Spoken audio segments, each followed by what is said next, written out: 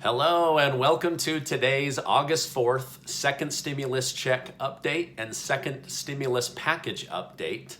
According to both Democrats and Republicans, when it comes to the next stimulus package and the meetings they've been having in Washington, both sides feel they have been productive, necessary, and they're making progress.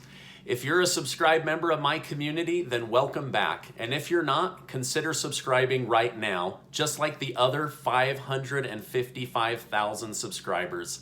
You guys are amazing. I'm so grateful for your trust. Okay, now yesterday, Democrat leader Chuck Schumer said the 2-hour meeting with House Speaker Nancy Pelosi and the White House team, Mark Meadows, Chief of Staff, and Treasury Secretary Steve Mnuchin were productive. I watched many interviews and read many articles, so I'm just going to break this down because there was like a 20-minute video worth of information, but I'm going to do this in under 10.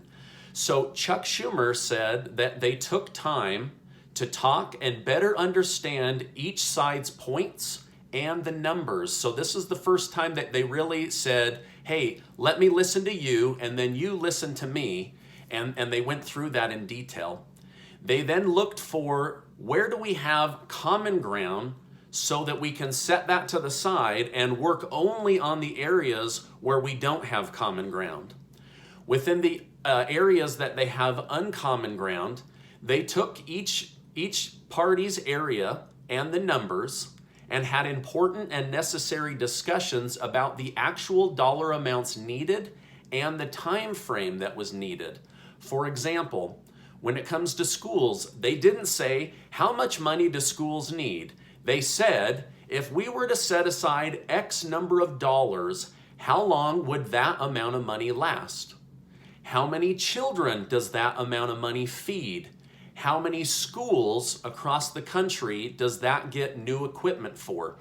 So they got very granular and very detailed, and they started to kind of work backwards on what do these dollar amounts actually do and how long would they last. Schumer put it this way: by going to these specific numbers and what each side thinks they can do with their dollar allocation, it really helps us understand that and move together in a better direction. That's what we spent time doing. So this is great. I mean, that sounds productive to me. The main areas they are discussing in greater detail than ever will be the unemployment amount that Americans actually need, and for how long. That's part of this discussion. They also discussed reopening schools safely. They discussed how much do people really need to avoid to not go hungry, right? So the SNAP and food stamps program, do they need to keep those higher or do they need to go higher, or is the amount correct? So they discussed that in detail.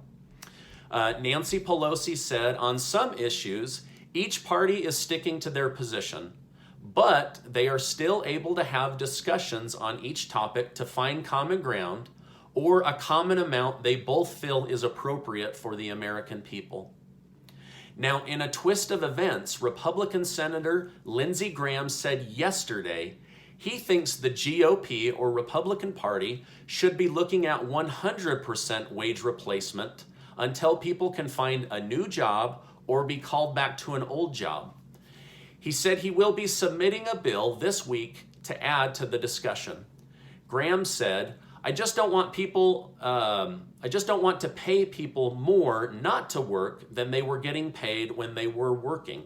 So basically what he's saying is, I'm not opposed to price matching, but I am opposed to paying people more not to work.